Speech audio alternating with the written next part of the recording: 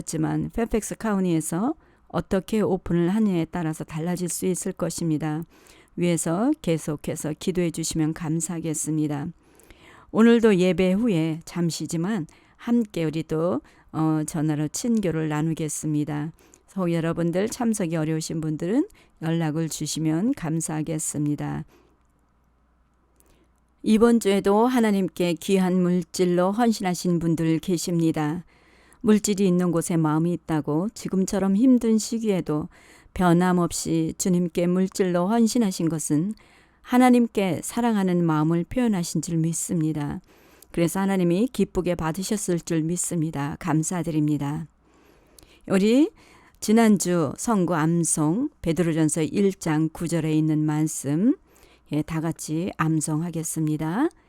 믿음의 결국 곧 영혼의 구원을 받음이라. 아멘. 이번 주 성구 암송 같이 보시겠습니다. 마태복음 5장 14절에 있는 말씀입니다. 너희는 세상의 빛이라. 산 위에 있는 동네가 숨겨지지 못할 것이요. 마태복음 5장 14절에 있는 말씀입니다. 이번 주 하나님께서 주신 말씀 우리 함께 보시겠습니다. 우리 오늘 함께 보실 말씀은 마태복음 5장 13절부터 16절까지 있는 말씀입니다. 한 목소리로 함께 읽겠습니다. 너희는 세상의 소금이니 소금이 만일 그 맛을 잃으면 무엇으로 짜게 하리요. 후에는 아무 쓸데없어 다만 밖에 버려져 사람에게 밟힐 뿐이니라. 너희는 세상의 빛이라. 산 위에 있는 동네가 숨겨지지 못할 것이요. 사람이 등불을 켜서 말 아래에 두지 아니하고 등경 위에 두나니 이러므로 집안 모든 사람에게 비치느니라. 이같이 너희 빛이 사람 앞에 비치게 하여 그들로 너희 착한 행실을 보고 하늘에 계신 너희 아버지께 영광을 돌리게 하라. 아멘. 너희는 세상의 빛이라 라는 제목으로 함께 은혜를 나누기 원합니다. 코로나 바이러스가 세계로 확산되어 모든 나라가 자가격리로 들어가게 되면서 갑자기 세상이 멈춘 것 같은 느낌이 들 정도로 바쁜 시간들이 사라지게 되었습니다. 그런데 이제 시간이 좀 흘러서 차츰차츰 다른 나라들도 그렇고 한국도 그렇고 거리를 유지하면서 오프라인으로 규제가 완화되면서 교회에서 예배를 드리게 되었다고 합니다. 미국에서도 팬데믹으로 나라를 봉쇄하거나 일부분은 폐쇄한 경우도 있었지만 이제는 그렇게 하지 않고 싸워서 이길 것이라고 트럼프 대통령은 선포해서 미국도 곧 규제가 완화될 것 같은데 그럼에도 일부 교회는 좀 더 시간을 두고 교회 예배를 시작하겠다고 하는 곳도 있는 것 같습니다. 이번에 한국에서도 이렇게 규제가 완화되면서 교회에서 다시 예배를 드리게 되니까 얼마나 많은 사람들이 사모하는 마음으로 교회에서 예배하는 것을 기대하며 기다렸겠습니까? 그런데 상상을 뒤엎었다고 합니다.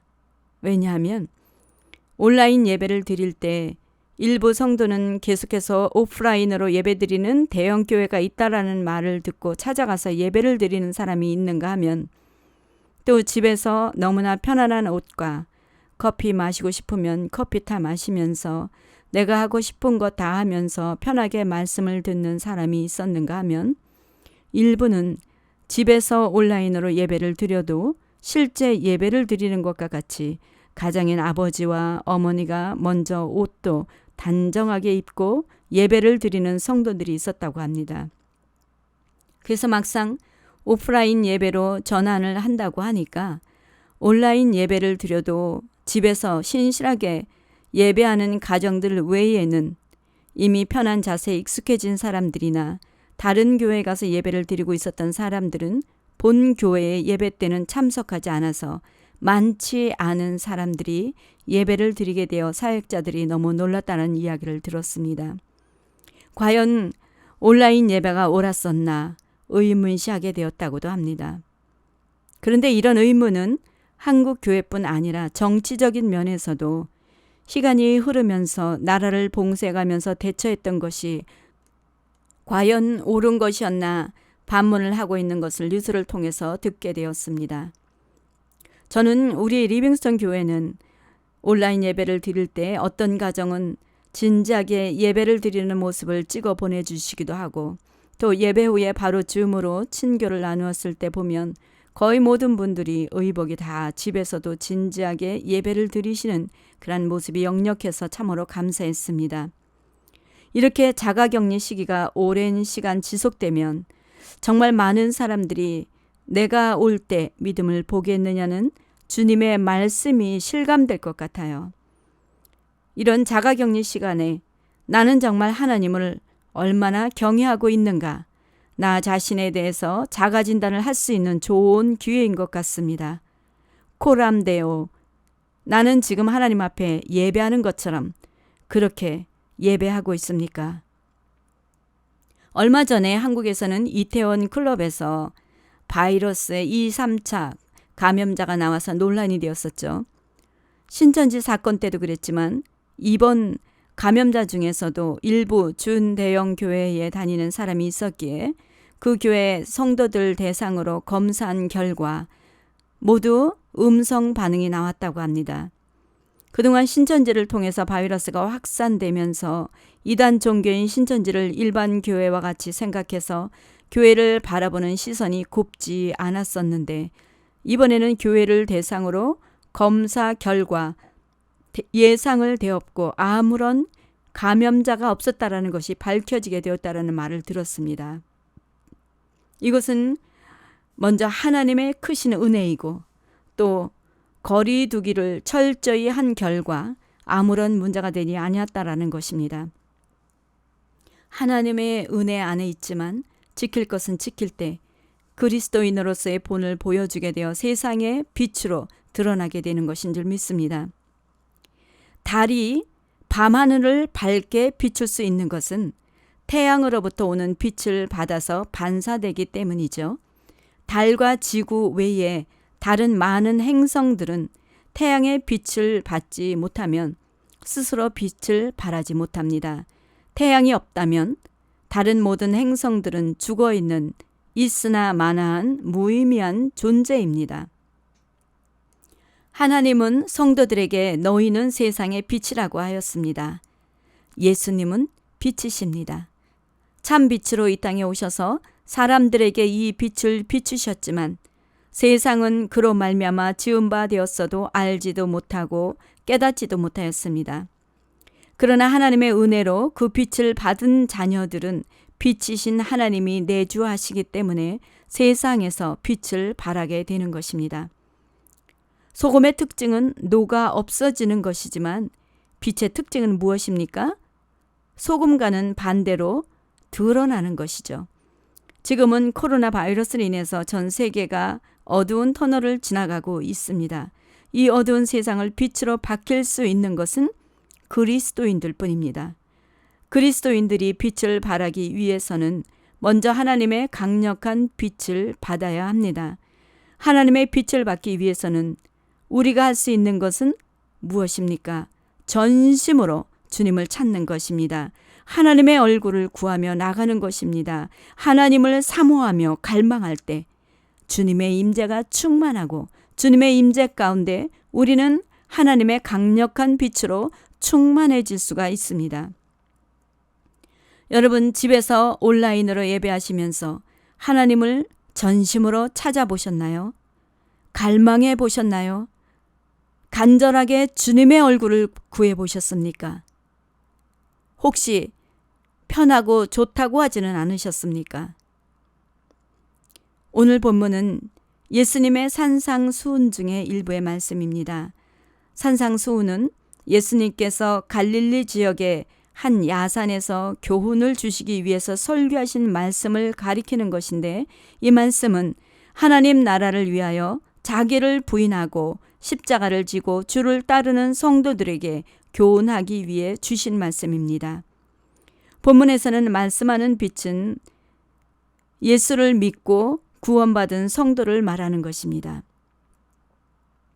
예수를 믿는 성도는 변화되어 윤리적이나 도덕적이나 모든 면에서 본이 되어 착한 행실을 보여줄 때 많은 사람들은 그 착한 행실을 보고 주께 돌아올 것이며 하나님은 이것을 통해서 영광을 받게 되신다라는 내용입니다. 빛은 본문에 의하면 다른 사람들의 모습을 드러나게 하는 것뿐만 아니라 어떻게 살아가야 하는지 길을 비추어 주는 역할도 해줍니다. 그런데 저는 오늘 착한 행실로 빛을 발하는 것을 넘어서 강력한 빛을 발하는 성도가 되기를 소망합니다.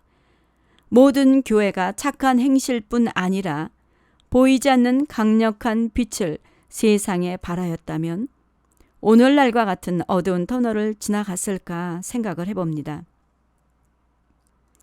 처음에 코로나 바이러스로 인해서 세상은 아이스 상태가 되었고 교회마다 우리의 죄악을 회개하고 주께 돌아가자는 말씀들을 많이 외치면서 기도하였습니다. 이렇게 회개하며 나아갔지만 점점 시간이 지나면서 여전히 주께 회개하며 돌아가야 되겠다라는 갈망을 가지고 기도하고 계십니까? 이번 주에 한 가정이 사고를 당해서 발목이 부러지면서 이머전시로 병원에 갔다가 수술을 하게 되었습니다. 이들을 위해 간절히 기도하고 있는데 그 다음 날은 또 성도님 중에 다른 주에서 살고 있는 자녀 중에 손주가 놀이터에서 사고를 당해 또 이머전시로 병원에 가는 일이 생기면서 이것이 무슨 일인가 해요. 꼭 나로 인하여 이 일들이 생기는 것 같은 생각에 너무나 간절한 마음으로 눈물 콧물 흘리면서 회개하는데 갑자기 간구하는 나의 모습을 보게 되었습니다. 그러면서 생각하게 된 것이 예전에는 시간만 나면 기도하고 싶어서 무릎을 꿇었던 내가 아니었던가? 쉴 새 없이 늘 주님과 교통하지 않았던가? 그런데 지금은 어떤가? 이번 성도님 가족들이 사고가 나면서 깨닫게 된 것입니다. 저는 기도 시간을 기다리며 기도하는 자가 되어 있었습니다. 정해진 기도 시간이 아니면 이것저것 생각 속에서 핑계를 대었던 나를 보게 되었습니다. 기도 시간 외에 기도하려면 이유가 자꾸 생기는 것이었습니다. 생각 속에서 변명과 같은 그 이유는 완강히 거절해도 되는데도 불구하고 그 이유를 내 마음으로 받아들이면서 주님과의 시간을 갖는 것을 멀리하고 있었다라는 것을 보게 된 것입니다. 부끄러운 말이지만 내 몸이 원하는 대로 내가 반응하고 있었다는 것이죠. 현실적인 신앙으로 바뀌게 된 것입니다. 어쩌면 안일함과 나태함과 게으름의 친구들이 자리를 잡고 있었던 것은 아닐까. 행위는 착하게 행함으로 외적 빛을 발하기에 만족해하고 또 문제가 일어나지 않으면 그것으로 감사하고 족하다 생각했던 신앙. 이것이야말로 가장 현실적인 신앙이 아닌가요? 나만 편하고 내 가정만 편하고 내 교회만 편하면 족한 현실적인 신앙.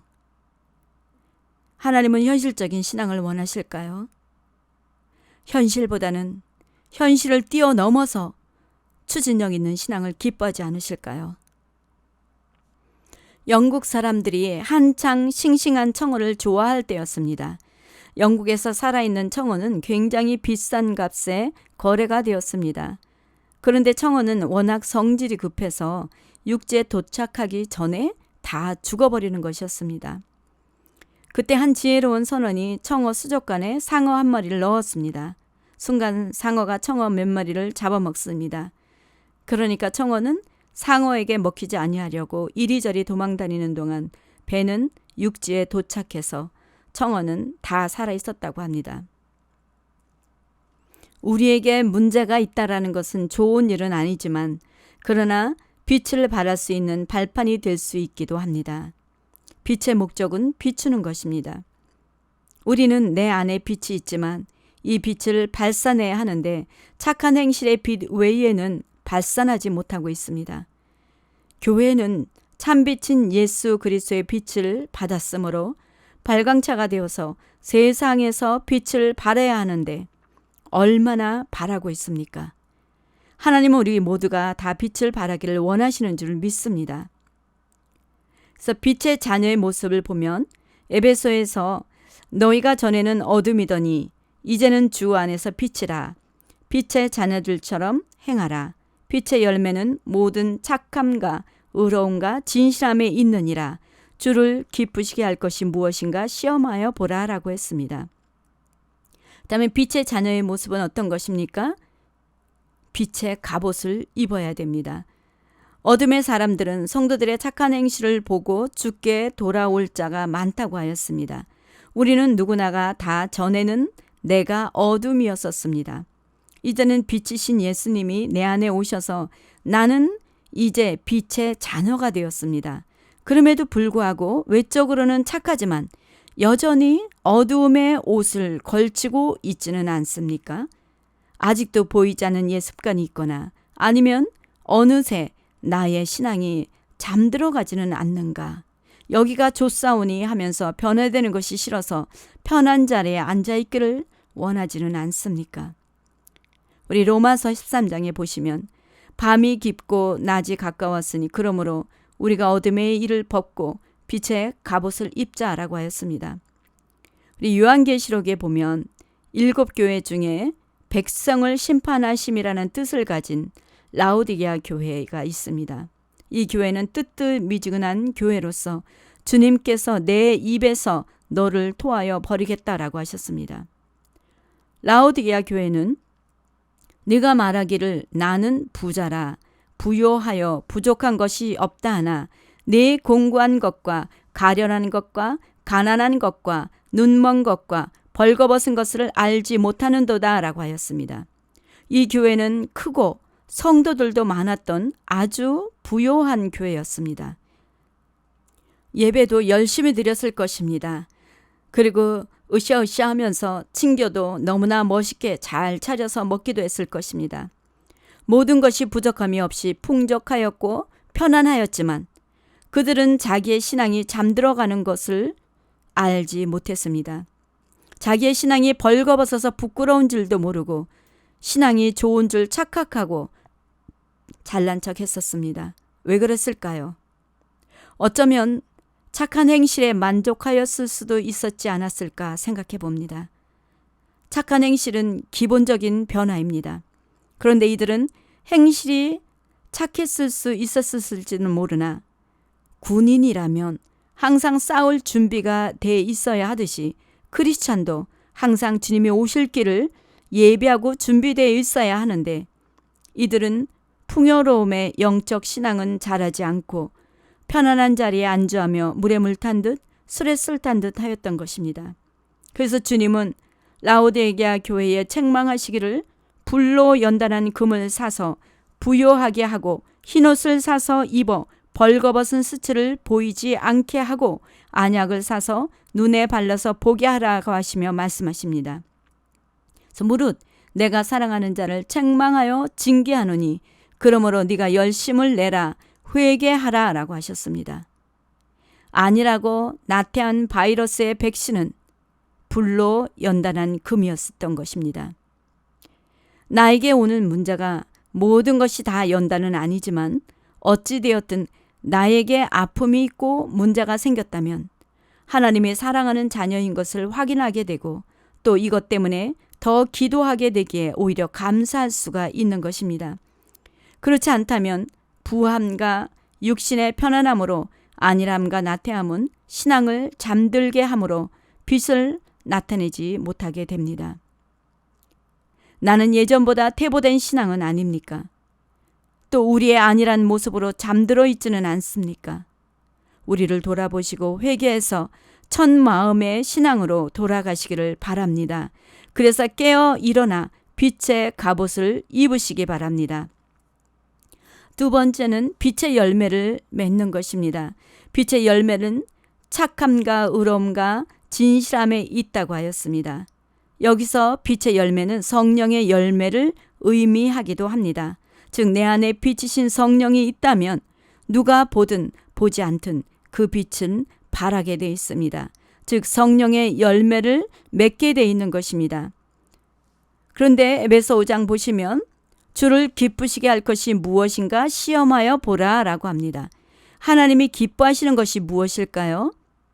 우리 로마서 12장 보시면 그러므로 형제들아 내가 하나님의 모든 자비하심으로 너희를 권하느니 너희 몸을 하나님이 기뻐하시는 거룩한 산 제물로 드리라. 이는 너희가 드릴 영적 예배니라. 아멘. 우리가 드리는 영적 예배는 나의 삶을 드리는 것입니다. 우리 삶 속에서 중요한 것은 예배뿐만 아니라 또 기도도 중요합니다. 빛의 열매는 성령 안에서 기도를 통해서 맺혀지는 것입니다. 또 하나님은 성도들의 기도를 통해서 일하십니다. 지금은 어두움이 짙게 깔릴 때인 만큼 주님이 오실 때가 임박하였기에 그 어느 때보다도 성도들이 일어나 빛을 발하시기를 원하십니다. 일어나라 빛을 발하라. 이는 내 빛이 이르렀고 여호와의 영광이 내 위에 임하였음이니라. 보라 어둠이 땅을 덮을 것이며 캄캄함이 만민을 가리려니와 오직 여호와께서 내 위에 임하실 것이며 그의 영광이 내 위에 나타나리니 나라들은 내 빛으로 왕들은 비치는 내 광명으로 나아오리라 라고 하셨습니다. 이 말씀을 우리 현대인의 성경을 보면 좀 더 쉽게 이해가 되실 것입니다. 우리 현대인의 성경을 한번 다 같이 읽으시겠습니다. 예루살렘아 일어나서 태양처럼 빛나라. 여호와의 영광이 내 위에 비치고 있다. 세상의 모든 민족이 어두움에 덮여도 너에게는 여호와의 영광이 비칠 것이니 모든 나라가 내 빛으로 나아오고 세상의 모든 왕들이 내게서 비치는 여호와의 영광을 보려고 올 것이다. 아멘. 하나님의 영광의 빛이 여러분을 비치고 있습니다. 믿으십니까? 그렇다면 여러분 이제 일어나셔서 세상을 향해서 빛을 비추시기 바랍니다. 하나님은 이 땅 백성은 포악하고 강탈을 임삼고 가난하고 궁핍한 자를 압제하고 나그네를 부당하게 학대하였으므로 이 땅을 위하여 성을 쌓으며 성 무너진 데를 막아서서 나로 하여금 멸하지 못할 사람을 내가 그 가운데서 찾다가 찾지 못하였으므로 라고 말씀합니다. 하나님은 죄악으로 가득한 이 땅을 위해서 기도하며 이 땅을 멸하려는 하나님을 막아서서 멸하지 못하도록 할 그 사람을 찾고 계십니다. 하나님은 이 땅을 멸하시기를 원하지 않습니다. 지금 코로나 바이러스로 인해서 아직도 깨닫지 못하는 이 땅의 죄악을 회개하고 그들에게 긍휼을 베풀어서 그들에게 회개하고 죽게 돌아오도록 기도할 자를 주님은 찾고 계십니다. 잠들었던 자들을 깨울 사람을 찾고 계십니다. 그럴 때 주님 내가 여기 있습니다. 주님 내가 막아서겠습니다. 주님 내가 그 사람이 되겠습니다. 주님 여러분 고백하지 않으시겠습니까? 예루살렘이여 내가 너의 성벽 위에 파수꾼을 세우고 그들로 하여금 주야로 계속 잠잠하지 않게 하였느니라. 너희 여호와로 기억하게 하시는 자들아 너희는 쉬지 말며 또 여호와께서 예루살렘을 세워 세상에서 찬송을 받게 하시기까지 그로 쉬지 못하시게 하라. 여호와로 기억하게 하라 하는 자들이 누구입니까? 바로 저와 여러분들입니다. 쉬지 말고 주님이 다시 오실 때까지 주의 나라가 온전히 회복될 때까지 기도하라는 것입니다. 하나님의 영광의 빛이 온 땅에 빛을 그때가 속히 올 수 있도록 기도하라는 것입니다. 하나님의 나라를 위해 기도할 때 하나님은 기억하시고 세상의 빛으로 나타내실 것입니다. 그때는 하나님을 향한 찬송이 이 세상에 가득하게 될 것입니다. 하나님은 여러분들의 기도를 기억하시고 이 땅에 마지막 대부흥을 일으켜서 놀라운 구원의 역사가 일어날 것입니다. 오늘 본문에서 너희는 세상의 소금이라고 하였습니다. 소금은 맛을 내는 것도 있지만 녹아 없어지지 않으면 아무 쓸모가 없습니다. 기도로 영적인 강한 빛을 드러내기 위해서는 내가 녹아 없어져야 합니다. 아프리카에서 충성스럽게 헌신하던 한 선교사가 선교의 사명을 마치고 죽었을 때 그 선교사의 무덤에는 그를 통해 복음을 받고 새로운 피조물이 된 아프리카 사람들이